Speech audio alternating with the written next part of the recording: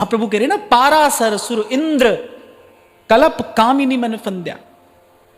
यद्यपि भगवत लीला है, पर महर्षि पराशर, भगवान वेद व्यास के पिता महर्षि पराशर, वो मछली पकड़ने वाले की वो कन्या है। संध्या का समय है, अरे वो तो देवाराधन का समय है, वो पवित्र बेला है। पराशर जिस समय आसक्त हुए उस समय तो उसके तन से मछली की दुर्गंध ही आ रही थी। देखो कैसी भगवान की विचित्र माया है, कैसा कैसा खेल प्रभु खेलते हैं। पर हमको तो लगता है कि हम जैसे जीवों को बोध देने के लिए कोई उदाहरण भी तो रचना पड़ता है ना। तो एक उदाहरण दिया है, ये लीला करा कर प्रभु ने एक उदाहरण प्रतिष्ठित किया। देखो भाई, ऐसा भी हो सकता है। परम पवित्र उनका जीवन, जो भगवान के पिता बनने वाले हैं, भगवान वेद व्यास के पिता हैं, और जिसके तन से मछली की दुर्गंध आ रही है, उस कन्या पर आसक्त होते हैं। कैसा मन चंचल है, कि मन की कैसी चंचलता है। इसलिए अभी आरंभ में मैंने आपको कहा, भाई कोई क्षण ऐसा आता है, सब ज्ञान ध्यान बह जाता है, उस समय कुछ सुध नहीं होती, कुछ चेत नहीं होती। वो बचाए तो बचाए, प्रभु बचाए तो बचाए। हमको तो भाई इतनी बात समझ में आ गई, कितनी भी बड़ी बात यहां से कह लो और कितना भी बड़ा साधन कर लो, पर हुई ही जो राम रचि राखा। प्रभु अनुकूल हैं तो बात बनेगी। बड़ी सुंदर बात गोस्वामी जी मानस में कहते हैं, तुम कृपाल जा पर अनुकूला, ताहि न व्याप त्रिविध भव सूला। नहीं तो बड़े बड़ों को पटखनी मिलती है, यहां पर मुंह की खानी पड़ती है। इसलिए तो महाप्रभु कह रहे हैं, भाई सब ये बड़ी छोटी ऊंची नीची ये जो सब बात यहां वहां सुनी पड़ी है, इन सबको छोड़ो। स कहीं तो सब परपंच तज, कृष्ण कृष्ण गोविंद कहे। प्रभु के पक्ष में चले जाओ, सब अनुकूल हो जाता है जब वो आपके पक्ष में खड़े होते हैं। मैं आज भी किसी से चर्चा कर रहा था कि दुस्तर सेना थी कौरवों की, दुस्तर समुद्र के जैसी। ऐसा लगता था कि जैसे सामने समुद्र है, कैसे पार किया जाएगा उसको। समुद्र जैसी सेना, और बाल बांका नहीं होने दिया प्रभु ने पंच पांडवों में से किसी का। सूरदास जी तभी कहते हैं, जाको मनमोहन अंग करे, जिसको भगवान स्वीकार कर लें, ताको केस खसे नहीं सिरते। ये उसका एक बाल भी इधर से उधर कैसे हो जाए। जो जग बैर करे, सारा संसार बैरी बन के खड़ा हो। कृपा हो गिरिधर लाल की, तो बाल न बांका हुए, जहां को मनमोहन अंग करे। तो इतनी बात तो भाई समझ में आ गई कि साधन करना है, निरंतर करना है, सतत करना है, पर साधन का अभिमान नहीं करना है भाई, उससे होगा कुछ नहीं। साधन तो इसलिए करना है क्योंकि साधन संसार के प्रपंच से बचा कर रखेगा। साधन क्यों है? क्योंकि वो संसार के प्रपंच से बचा कर रखेगा, वो हमको मैला नहीं होने देगा, वो हमको असावधान नहीं होने देगा। ऐसा ना हो कि प्रभु आए और हमारी आंख लग जाए, वो हमको प्रमादी नहीं होने देगा। सबसे बड़ा शत्रु है ना मनुष्य का प्रमाद। कल करेंगे, आज नहीं कल करेंगे। ऐसे लोग देखे मैंने जो हर काम को कहेंगे, बोले नहीं कल करेंगे, आज नहीं कल करेंगे। उनको आज कुछ नहीं करना है। उन्हीं के लिए गोस्वामी जी कह रहे हैं, जड़ता जाढ़ विषम जब लागा। जब ऐसी जड़ता आ जाती है, गंगा किनारे पहुंचकर भी वो अभागा बिना ही जल का स्पर्श किया आ रहा है। कितना अभागा है, वहां तक पहुंचकर भी गया न मज्जन पाव अभागा। आप 3 घंटा बैठो यहां सत्संग में, पर उससे अधिक महत्वपूर्ण यह है सत्संग आपके अंदर बैठे। ये जो बात यहां सुनते हो ना, ये बैठे आपके भीतर, थोड़ी बैठे। आप सोचो, 56 भोग अपने चारों तरफ सजाकर बैठ जाओ। क्या कर रहे हैं? मेरे 56 भोग में बैठे हैं। अब उससे कुछ होगा? कुछ नहीं होगा, देखते रहो। अब 2-4 पूड़ी हलवा, एक आध लड्डू थोड़ा सा खा लो, पेट भर जाएगा। थोड़ा सा ही ले लो, 56 भोग की तो आवश्यकता ही नहीं, थोड़े से ही पेट भर जाएगा। तो ये आप में बैठे। कौन नहीं बैठने देता सत्संग को? हमारे भीतर कौन नहीं बैठने देता? प्रमाद नहीं बैठने देता। इसीलिए बुद्ध जन कहते हैं, विद्वान कहते हैं कि भाई सबसे बड़ा शत्रु अगर मनुष्य का कोई है ना तो प्रमाद है। तो साधन आपको प्रमाद से बचाकर रखता है, इसलिए साधन करना है। बाकी तो भाई ये बात बहुत अच्छे से प्रभु ने समझा दी कि बात तो तभी बने जब प्रभु और प्रभु के भक्त अनुकूल हों। बात तो प्रभु के पक्ष में जाने पर बनती है। तुद पावे ता नाम जपावे और सुख तेरा दित्ता लइए। सुख चाहते हो तो यहीं आ जाइए। मेरे राम राय, मेरे राम राय, जू राखे त्यों रहिए। आधी रात का समय द्वारिकाधीश ने कहा द्रौपदी से कि पांचाली चलो। अच्छा, द्रौपदी ने यह भी नहीं पूछा कहां चलना है। मुझे ये घटना इतनी सुंदर, इतनी प्रिय है कि द्रौपदी ने यह प्रश्न नहीं किया कहां चलना है। इसको विश्वास कहते हैं, इसको कहते हैं समर्पण। प्रभु ने कहा चलो, बस चल दी। तुद पावे ता नाम जपावे, सुख तेरा दिता लइए। सुख तेरा दिता लइए। चरण कमल तेरे धोए धोए पीवा मेरे, सतगुरु दीन दयाला। चरण कमल तेरे धोए धोए पीवा मेरे, सतगुरु दीन दयाला। इसलिए भाई कल परसों भी मैंने आपसे कहा था, लाल पीला नीला जो पहनना हो पहनो, जहां रहना हो वहां रहो, बस सत्संग में रहो। वो गाते हैं ना, जिस रंग में, जिस ढंग में, जिस संग में रहो, राधा रमण, राधा रमण, राधा रमण कहो। सार की बात यह है भाई, हरि भजिए। आज भी किसी ने पूछा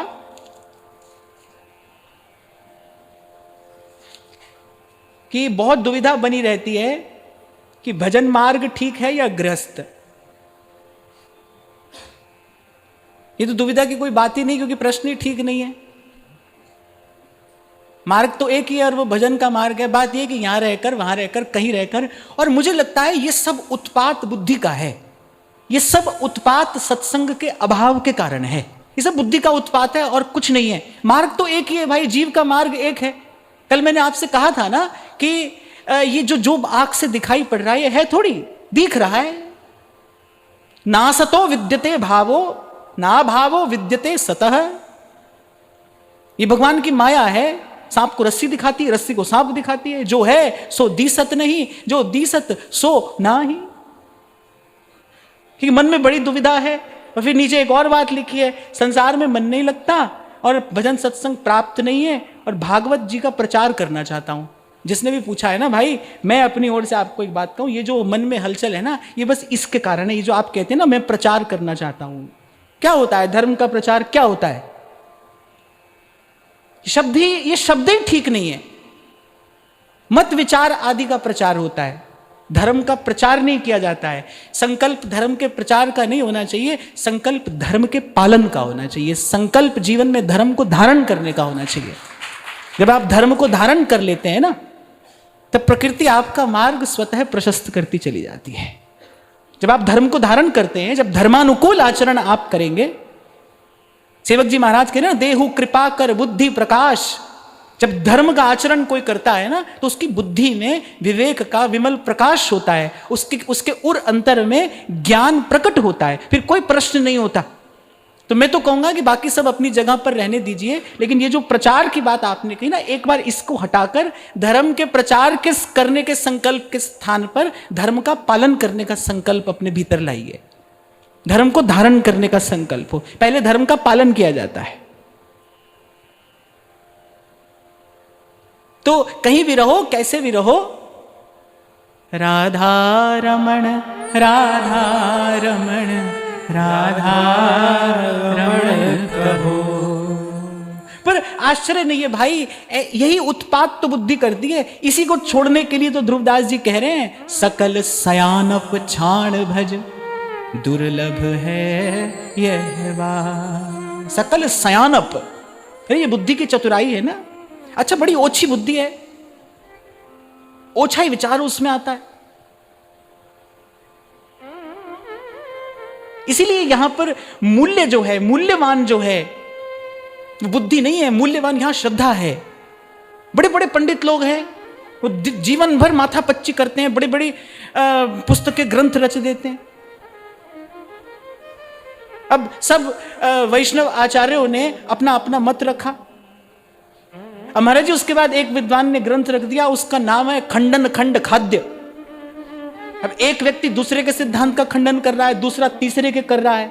अब अंत में एक आया, बोले मैं तुम सबके ही खंडन को श्रीखंड बनाकर खा लिया है, लो। उस ग्रंथ का नाम ही है खंडन खंड खाद्य। ये सब क्या है? ये बुद्धि का विलास है और इसका कोई अंत नहीं है भाई। ये अंतहीन प्रपंच है, ये अंतहीन प्रपंच है। हमको तो डर लगता है भाई, ये जो धर्म प्रचार आदि की बात है, हमको तो इससे बहुत डर लगता है। हम लोग का हित करेंगे, लोग का मंगल करेंगे, हम धर्म का प्रचार करेंगे, तो भय लगता है। प्रभु से दिन रात प्रार्थना करते हैं, ऐसा विचार हमारे मन में भी कभी नहीं आए ही नहीं कभी। अभी ऐसा लगता है कि अभी बहुत जीवन काल शेष है, और कैसे जाना चाहिए कि ज्यों की त्यों धर दीनी चदरिया, दाग ना लग जाए, किसी कांटे में उलझ न जाए, क्योंकि बड़ी झीनी चदरिया है। सतत अपने ऊपर दृष्टि रखते हुए, सतत। और जो प्रतिभाशाली लोग हैं, जिनके पास प्रकृति प्रदत्त कोई प्रतिभा है, ध्यान रखना उनके लिए मार्ग और अधिक कठिन है। जो बिल्कुल सीधा साधा व्यक्ति है, जो कुछ जानता नहीं समझता नहीं, वो तो भाई दिन रात गुरु के कहने पर मान के नाम जपने लगेगा। लेकिन जो हम जैसे खुराफाती लोग हैं, अपनी बात कर रहा हूं, जिनके पास थोड़ी सी बुद्धि है, अल्प सी, अब वो नए नए संकल्प कराती है, नए नए विचार कराती है, पर भाई इससे अंत में हाथ कुछ नहीं आता है, कुछ नहीं आता है। गुरु की वाणी प्रकाश करती है इस स्थान पर कि ही डरप हरिवंश हित, जिन अब भ्रम ही गुण सलिल पर, और जिहि नावनि मंगल लोक तिहु, सुहरि पद भज न विलंब कर। आपको सुनाया था ना मैंने, संसार प्रशंसा की चाबुक से हाँकता है प्रतिभाशाली लोगों को। नागरीदास जी कहते हैं, लोग बढ़ाई दे दे हाँकत, और चलत दुखित है गैल। भीतर से बेचारा दुखी भी होता है, कहां फंस गए, और चल भी रहा है, क्योंकि जो पीछे पड़े हैं ना जय जय जय जय करने वाले, वो हाँक रहे हैं प्रशंसा की चाबुक से। इसलिए तो कल मैं आपसे कह रहा था भाई, इनसे बच के रहना पड़ता है। किसी का भी पतन करा सकती है प्रशंसा, किसी का भी पतन करा सकती है। कौन है प्रशंसा के योग्य? आज अगर मेरे द्वारा कोई शुभ कार्य हो रहा है, कोई पवित्र कार्य हो रहा है, किसकी शक्ति से हो रहा है? आपके द्वारा हो रहा है, किसकी शक्ति से हो रहा है? जब हुआ है, किसके बल से हुआ है? जब होगा, कौन करेगा? करण करावण हार आप, एक ही तो है। तो अगर प्रशंसा के योग्य कोई है तो वो है। गुण गाया जाए तो उसका गाया जाए, प्रशंसा की जाए तो उसकी की जाए। अगर यशस्वी कोई है तो प्रभु है। हमारे पास जो यश है ना भाई, वो तो प्रभु की उदारता है। मेरा जो यश है वो वस्तुतः मेरा यश नहीं है, वो तो मेरे कृष्ण की उदारता है। पकड़ने वाला पकड़ लेता है, वो कहता है करते हो तुम कन्हैया, और मेरा नाम हो रहा है, यश हमारा हो रहा है, पर कोई और कर रहा है भाई। हमको तो यही समझ में आया, यशस्वी कोई है तो एक है, बाकी सबके पास उसका दिया हुआ यश है। अगर कोई यहां कीर्तिवान है तो वो कीर्ति प्रभु की दी हुई है, किया तो प्रभु नहीं है। करने वाली सत्ता तो एक ही है, एको हम द्वितीयो नास्ति, एक ही है। उसी ने किया है, वही कर रहा है और वही करेगा। रच दी ब्रह्मा जी ने सृष्टि, लेकिन इस सृष्टि में प्राण कौन फूके? जब प्रभु ने स्पर्श किया ना, तब ब्रह्मा जी की रचना सफल हुई, तब उनका उद्योग सफल हुआ, सार्थक हुआ, जब प्रभु ने स्पर्श किया। आप में से, मुझ में से, वो जो प्रभु का अंश है, वो यदि निकल जाए, बुद्धि बुद्धि की जगह पड़ी रहे, मन मन की जगह पड़ा रहे, कौन क्या कर लेगा भाई? क्या कर सकता है? केवल भगवत संस्पर्श जो है वो हट जाए, जीवन से भगवत स्पर्श हट जाए, क्या रह जाता है? किसी मृत देह के पास अगर किसी को बैठा दिया जाए तो वो कभी भी कोई सुखद अनुभव तो नहीं होता ना। एक दिन पहले उससे गले मिलकर बड़ा सुख मिल रहा था, एक दिन पहले कुछ चला गया उसमें से, जो देखने में नहीं आता है, कुछ उसमें से चला गया। अब उसको छूओगे तो स्नान करना पड़ेगा। अब उसको छू लेने के कारण बहुत दिन तक आप देवाराधन नहीं कर सकते। क्यों? क्योंकि ये अपवित्र अवस्था है। क्या हटा है उससे? भगवत संस्पर्श हट गया है। वो जो भगवदीय चेतना है, वो जो स्पंदन है, बस वही तो गया है। तो एक बार विचार करना चाहिए, ये जितनी शुभता, ये जितना मंगल, जितनी पवित्रता है, वो किसके स्पर्श से है? वो केवल प्रभु के ही कारण तो है। यश हो तो प्रभु का हो। तो क्षमा करना भाई, पर धर्म प्रचार शब्द अच्छा नहीं। अगर आप ये कहते ना कि मन करता है प्रभु का गुण गाऊं, तो बात अच्छी लगती है। और मुझे लगता है सब धर्मों का सार क्या है, सब साधनों की सिद्धि क्या है? यही तो है, गाया गाया हरि गुण गाया और काल ब्याल सो वाची। बड़ी सुंदर बात गोस्वामी जी कहते हैं, दक्ष सकल लक्षण जुत सोई, जाके पद सरोज रति होई।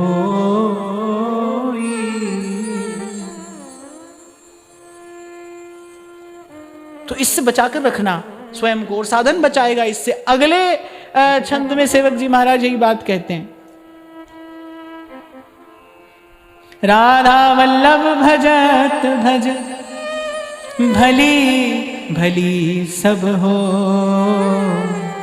अशुभ अनरभल संग जन विमुख तजो सब को। अशुभ अनरभल, अनरभल माने जो भला नहीं है। अशुभ अनरभल संग जन विमुख तजो सब को। संत कहते हैं प्रभु हाथी के पांव तले हमको कुचलवा दो, अग्नि के समुद्र में हमको डुबा दो। गोस्वामी जी तो यहां तक कहते हैं, बरु भल बास नरक कर त्राता, पर दुष्ट संग जिन देही विधाता। प्रभु लेकिन मुझे कभी विमुख का संग मत देना, जो आपसे विमुख हो उसका संग न देना हमें। पहले सेवक जी ने बताया है करना क्या है, फिर ये कहा किससे बचना है, ये भी बता रहे हैं। अशुभ अनरभल संग जन विमुख तजो सब को। जो विमुख है वो संशय उत्पन्न करेगा। आप भजन में लगे हो, आप बड़ी श्रद्धा से नाम जप करते हो, सेवा करते हो, कोई आ जाए नास्तिक व्यक्ति के, कहां है भगवान? तुम भोग लगा रहे हो, वो खा रहा है, वो सो रहा है, वो जग रहा है, वो ऐसे ऐसे प्रश्न करेगा कि आपके भाव में, आपके मन में वो संशय रूपी अपवित्रता पैदा कर देगा।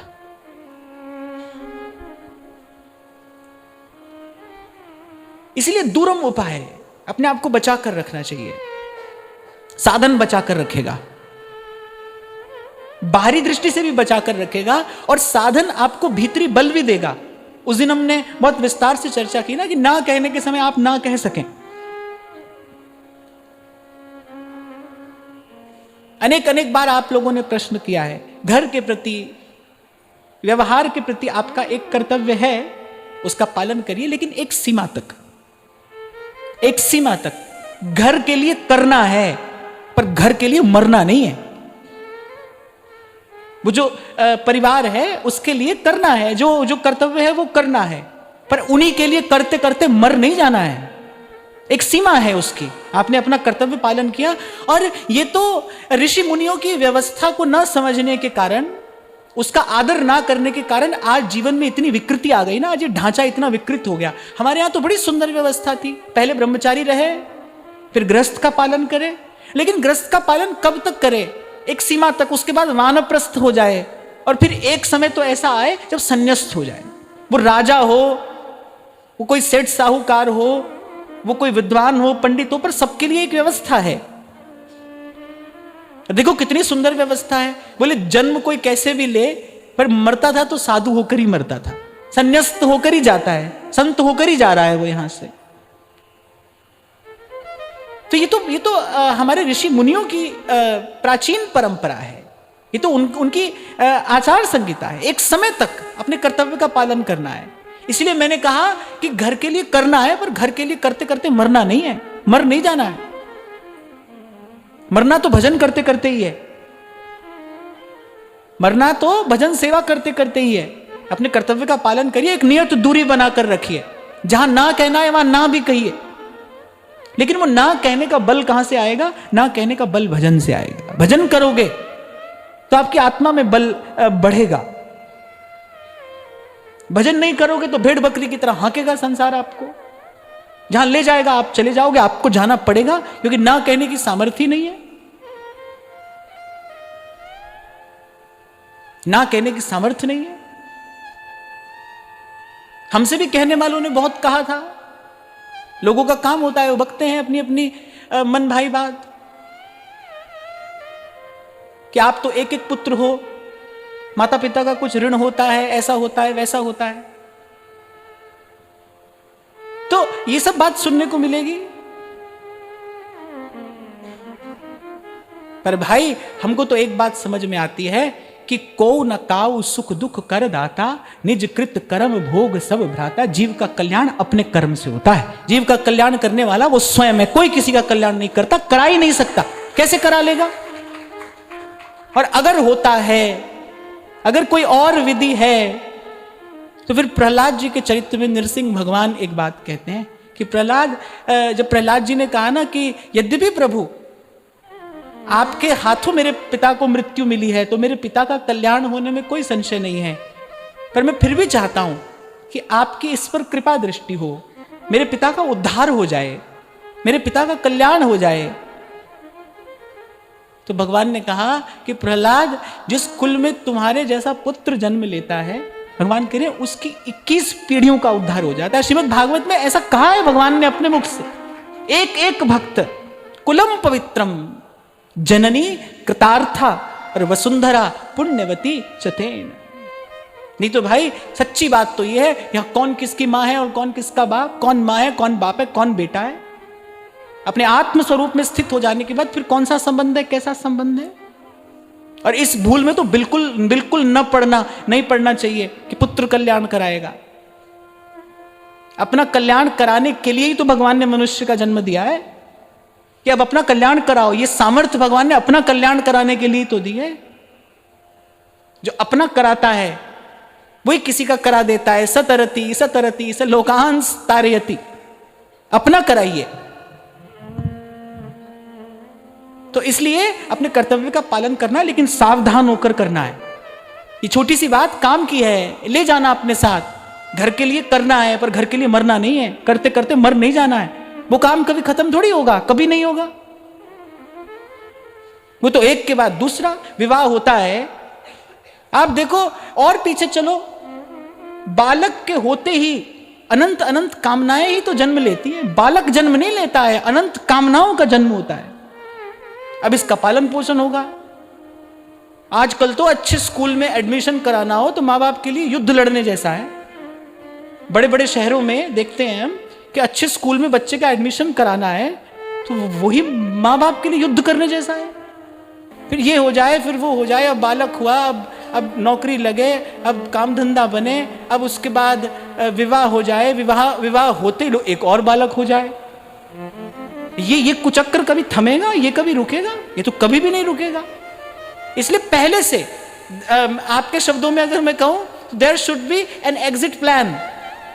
पहले से निश्चित हो भाई, इस समय निकल जाएंगे यहां से, इससे ज्यादा नहीं रुकेंगे, यहां पर इससे ज्यादा नहीं रुकेंगे। बुद्धिमानी तो इसी में है।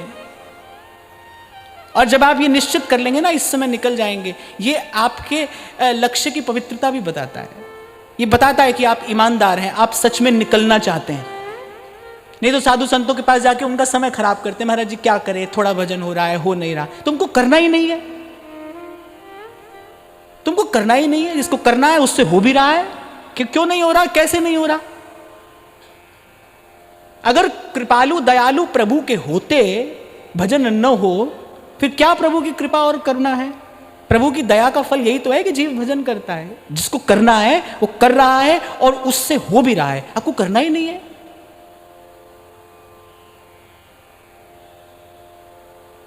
हाँ, मैं फिर कह रहा हूं भाई, धीरे धीरे समय और विपरीत होता चला जाएगा। धीरे धीरे बाहर ये विकृति और बढ़ती चली जाएगी। क्या कर सकते हैं? आप कोई प्रश्न करे कि ये विकृति बढ़ेगी तो हम क्या कर सकते हैं? हम अपने साधन में और सजग हो सकते हैं। इसके अतिरिक्त कुछ नहीं कर सकते भाई। बाहर के दृश्य में हम कुछ नहीं बदल सकते। बाहर के दृश्य को परिवर्तन करने का जो सोचेगा उसके मन में भयंकर विक्षेप उत्पन्न होगा। तभी ये जो धर्म प्रचार है, समाज सुधार है, हमको तो भाई डर लगता है ऐसी बातों से। तो बहुत दूर रहते हैं इससे। हमको नहीं करना है। हमको किसी धर्म का प्रचार नहीं करना है। हमको कोई समाज सुधार नहीं करना है। हमको तो यहाँ लाडली लाल के पास बैठकर कुछ देर के लिए प्रभु का गुणगान करना है, क्योंकि इस सत्संग के बल से भजन हो जाता है। इस सत्संग के बल से, इस सत्संग की कृपा से थोड़ा चिंतन हो जाता है, थोड़ा सद्विचार हो जाता है, थोड़ा सत्कर्म हो जाता है। भाव भावना को पोषण मिलता है, आहार मिलता है भजन भाव को सत्संग की कृपा से। इतना ही उद्देश्य है हमारा, और कुछ नहीं। क्योंकि मैंने भाई उस गली में भी जाकर देखा है। मैं वहीं से तो आया हूं। मैंने उस गली में भी जाकर देखा है। उस प्रपंच का भी कोई अंत नहीं है।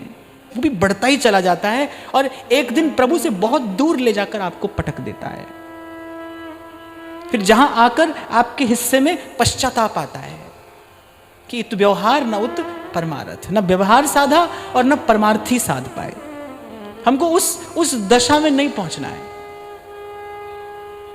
रोज कसना पड़ता है अपने मन को, रोज चाबी भरनी पड़ती है, क्योंकि रोज ऐसी कोई ना कोई बात आ जाती है सामने। ये काम रोज ही करना पड़ता है और करते रहना पड़ेगा। इसलिए मैंने कहा सत्संग की बड़ी कृपा है। सत्संग उस भाव को पुष्ट रखता है, बचाए रखता है इस सबसे, इस जग जंजाल से बचाने वाला है ये सत्संग। और इससे बचने की आज्ञा सेवक जी ने दी है। कह रहे राधा वल्लभ भजत भज भली भली सब होए, पर उनका भजन करने के साथ साथ एक सावधानी भी रखना। अशुभ अनरभल संग जन विमुख तजो सबको। फिर बता रहे हैं कैसे कैसे लोगों से दूर रहना है। विमुख तजो सब कोय झूठ बोलत, पढ़े हो दशम प्रकरण पढ़े हो? विमुख तजो सब कोय झूठ बोलत सचु मानत। यहां सचु कहा है, सच नहीं। सचु, सचु माने सुख। उनको झूठ बोलकर अच्छा लगता है। वो समझते हैं कि हम बहुत चतुर हैं, देखो हमने सबको बना दिया। इतना सुंदर झूठ बोलते हैं कि बिल्कुल सत्य जैसा ही तो लगता है।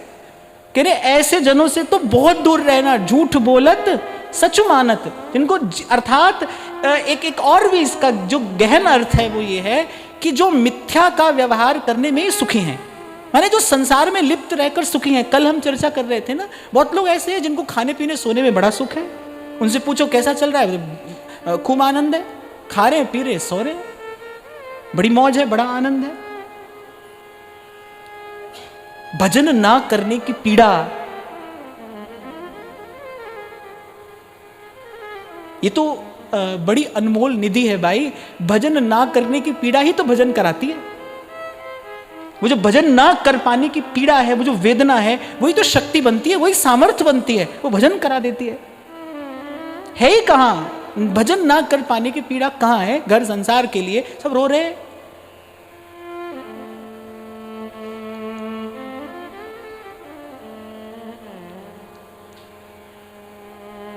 तो कह रहे विमुख तजो सब कोय झूठ बोलत सचु मानत। और फिर कह रहे दोष करत निसंक और रंक करी संतन जानत।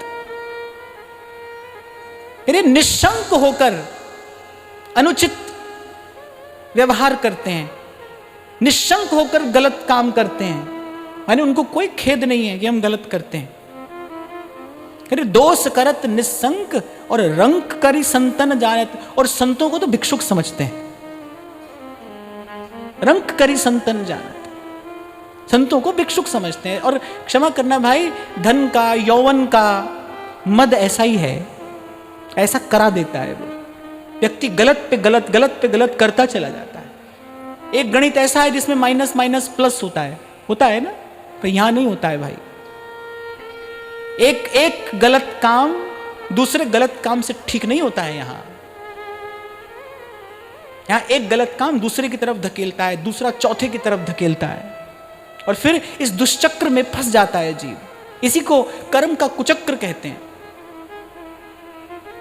तो करे दोष करत निस्संक, और संतों को तो भिक्षुक समझते हैं। इनको तो पता ही क्या, ये तो व्यर्थ के लोग हैं। कह देते हैं लोग, कह देते हैं बोले इनके पास कोई काम तो है नहीं, हमारे पास तो बहुत काम है।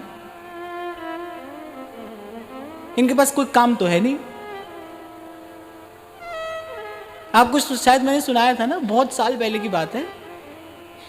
मैं किसी के यहाँ गया, कथा कहने गया हुआ था, तो वो एक वृद्ध माता उनके घर में, तो उसने अपने बच्चों का सबका परिचय दिया, बच्चों ने प्रणाम किया।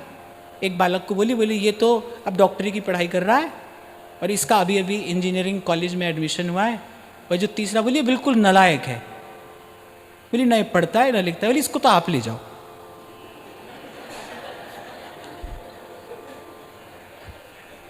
ये बिल्कुल नालायक है, ये हमारे तो किसी काम का है नहीं, ना पढ़ता है ना लिखता है, इसको तो आप ले जाओ।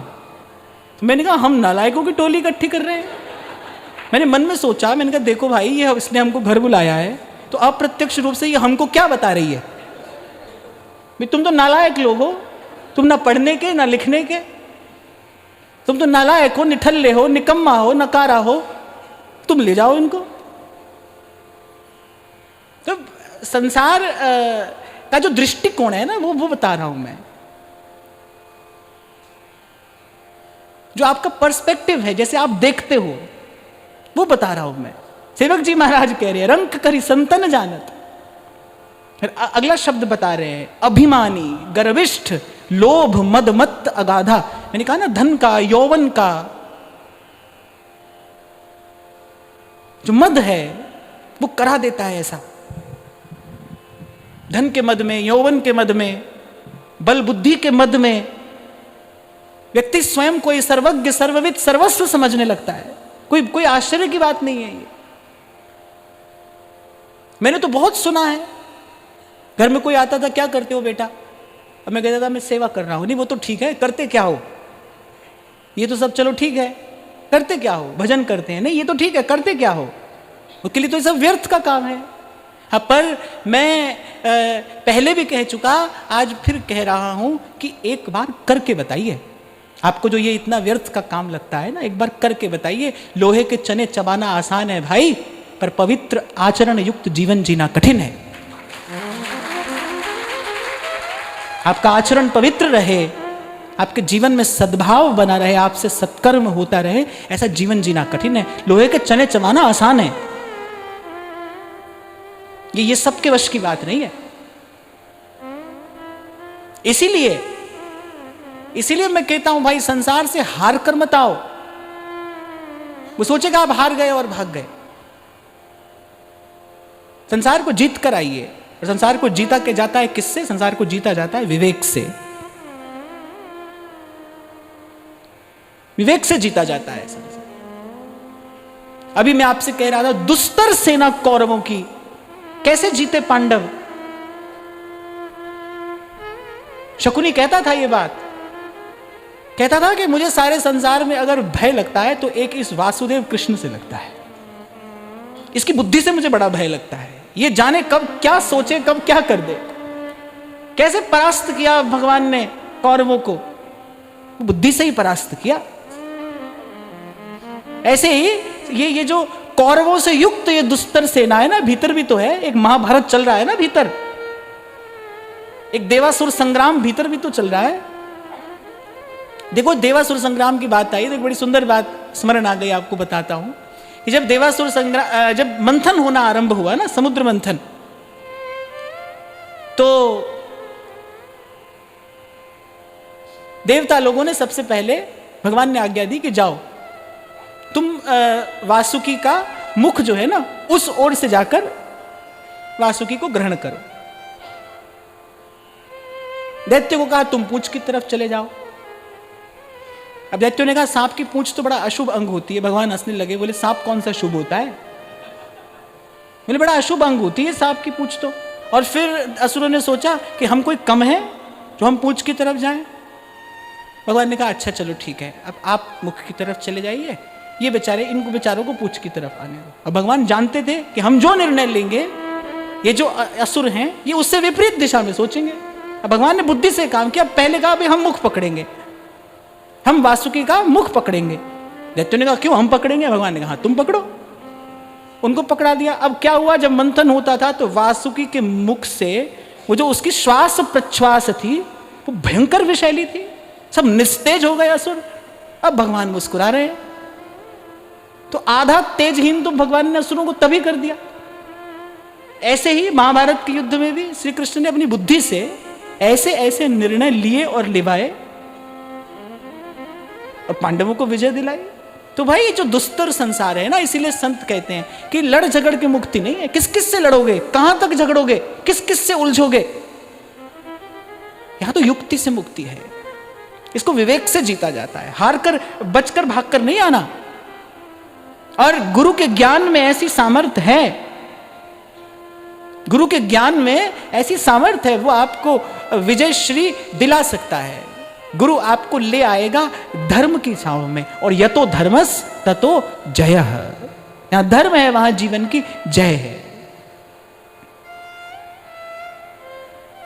इसलिए अपने युवा श्रोताओं से तो मैं विशेष रूप से बात कह रहा हूं भाई, धर्म को प्रचार करने की बात बाद में करना चाहिए। पहले हमारा संकल्प हो जीवन में धर्म को धारण करने का, धर्मयुक्त जीवन हो हमारा। जीवन में जो ओज और तेज आता है ना, वो धर्माचरण से आता है।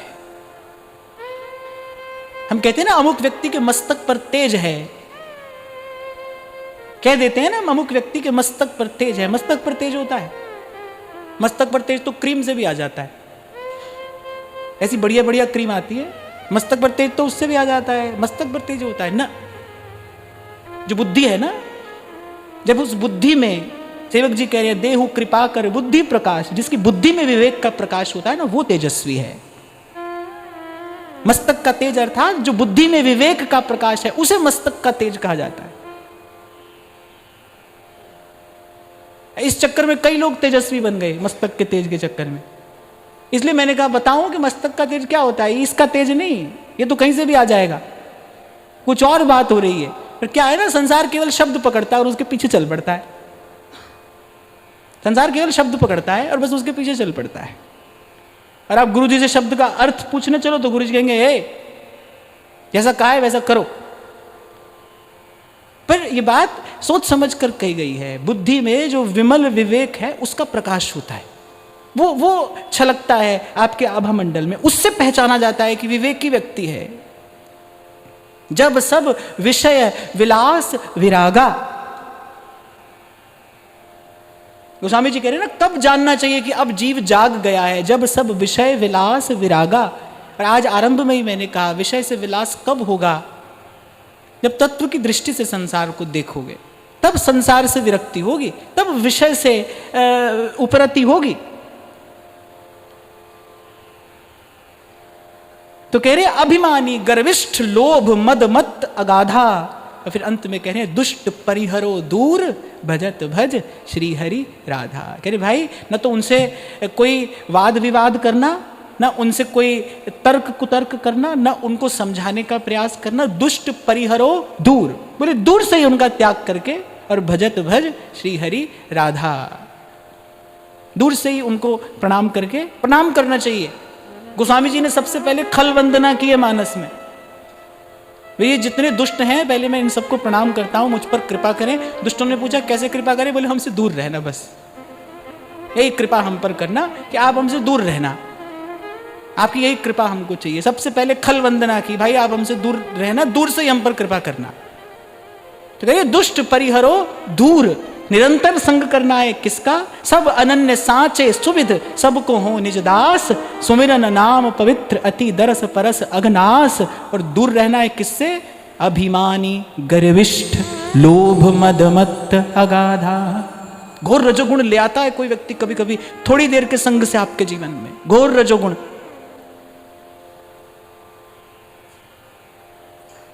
दुष्ट परिहरो दूर भजत भज श्री हरि राम।